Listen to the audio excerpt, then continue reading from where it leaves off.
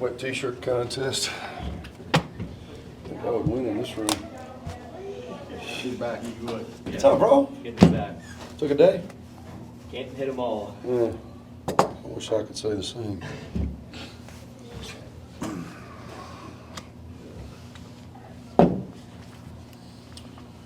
Ready when you guys are. What defensively, what'd you like about it? Man, everything. Yeah. That's 11 sacks. I told you before, the sack is constituted off 3 consecutive stops.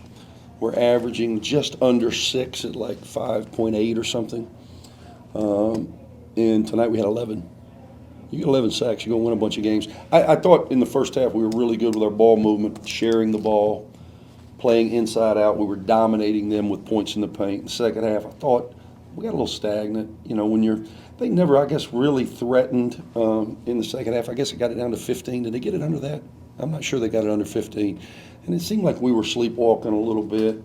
My playmakers were not playmaking to the level that we are accustomed to, but I thought yeoman's work off the glass, you know, second chance points. It's the second consecutive game that we have not given up a point off our defensive board. That's pretty amazing. I bet that's never happened in the history of UAB basketball. I don't know if it's happened in college basketball very often to have back-to-back games without giving up a second chance point. It's pretty incredible. And that was one of the major areas of concern that I had with this team. And Kai and Daniel and Evan have just been tremendous. And I still think we can get some more out of our guards. Kai was terrific tonight, was able to finish inside, and thank God he was, because in the second half that was we had an ugly sweater night. That was an ugly second half. But thankfully it went in the right column. 400 wins, just what does that mean to you? You know what? I'm sure it'll mean something to me one day, maybe tomorrow, maybe tonight. Who knows what the night holds. It shows that I've been real blessed. You know, that's how I look at it. I've been incredibly blessed. I'm in my 19th year as a head coach, and we've had some success. I've been really fortunate to be around some good players and some good kids, some of which I've got lifelong relationships with. And that's the goal. You want to win games. You want to do it the right way. You want to hold guys accountable. And then ultimately, you know, I'm in the scoreboard business. People sometimes will say, hey, man, what do you do for a living? And I'll tell them I'm in the scoreboard business, and that's really what I'm in. Scoreboard's got to make sense, and it's made sense for me 400 times, Steve. I'm going to try to get 401 on the 31st. You think you have 400 more in you? Oh, no. I hope I've got 400 days left in me. No, I can't imagine. Hey, Scott. Yeah. You look good behind that camera. Way better. Not many guys get 400. I mean, Yeah, it's a good number. I think it's 40, 35, 40. Yeah, I don't know. It's more than that, but it's not. I mean, if you start thinking about the history of college basketball, which I do sometimes, again, very blessed. And I was glad I got it tonight. My wife was probably the happiest person in the building because now we're off for 5 days, and I would have been the Grinch. So now I'll be rosy and white.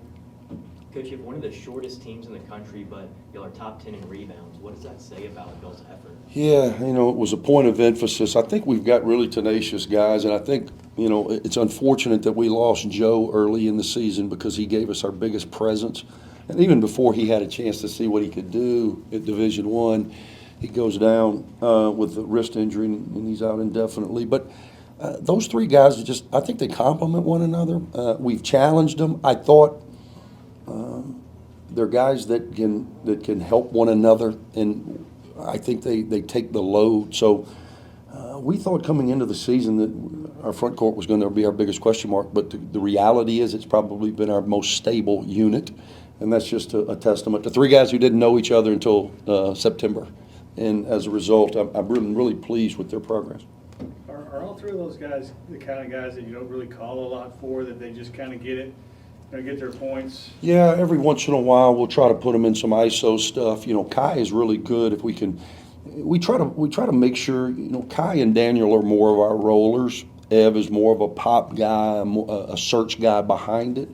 And the way that they were blitzing ball screens, they were really hedging that ball screen hard. So our guards, if we could get it out of there clean, we were going to have plays behind the basket, and that's what happened all night. Our guards did a really good job. Again, only 5 turnovers. The 2 stats that have enabled us to be as poor a shooting team as we've been is the fact that we rebound it and we don't turn it over. So we play ultimately a possessions game. We're creating more possessions for ourselves, and we're making timely shots now, which I think is a positive. In the first half, we were tremendous at 55%, so that was the 5th consecutive half of shooting 50+%.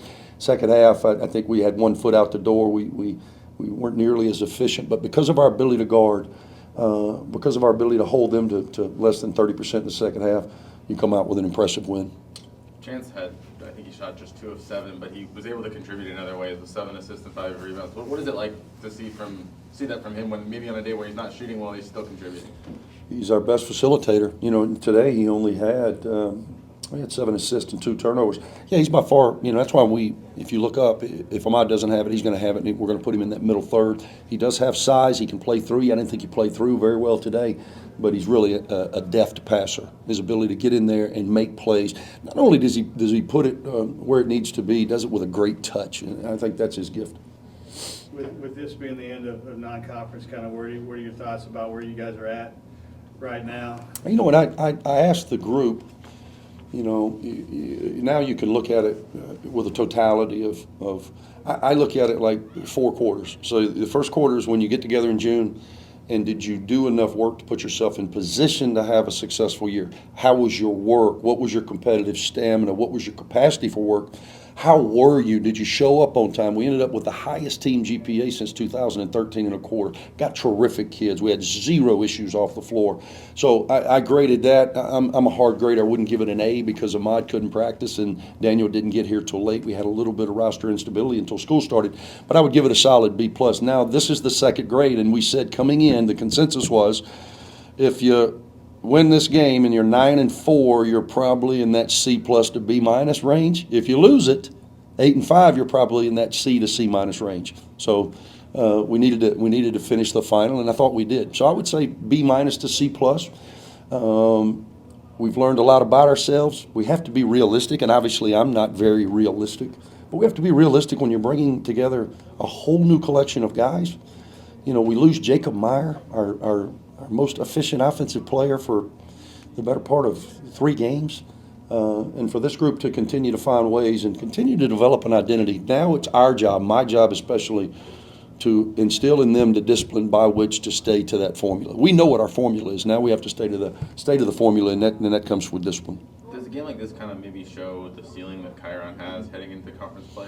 I've always thought he could be a 12, 13 point per game guy. He's staying out of foul trouble. That was one of the reasons I brought him off the bench. And, confidence is key. And I can't give it to him, but I can just try to put him in a position to be successful. I thought he was terrific today of finishing in traffic. And again, when we're struggling, we're a group that has 4 guys averaging double figures, and he's the only guy that got there. It's probably the first time all year. We certainly needed his effort, most especially in the second half. And again, defensively, we were as good as we can be for the majority of that game. To hold a team that was averaging right around 80 points per game to under 50, it was a great way to end the non-con. With this break, are you going to have time to do anything fun, any Christmas stuff? Yeah, oh yeah. I'll be real jolly. We'll be here in beautiful Birmingham, and we'll have a lot of fun. And then we'll get them back. The guys will have a long break. It's a long break. They won't come back. We'll hit it again on the 26th, and then we don't have to travel again. Our next outing, it starts AAC play on New Year's Eve. So it'll give us a chance to take a break, and they need it. They need a break from me. I need a break from them. Thank you. Go ahead. Anything gnawing going into conference play? Yeah, just we got to shoot the ball better. And, again, I spoke last time about lion, lamb. How much do you talk about it? Do you stop talking about it? Do you talk about it more? Do you do extra drills? Do you stop doing drills? Because you don't want it to become mental. Right. I don't think that we're going to lead the country in three-point percentage. I never thought that, but I certainly didn't think we would be as poor as we are.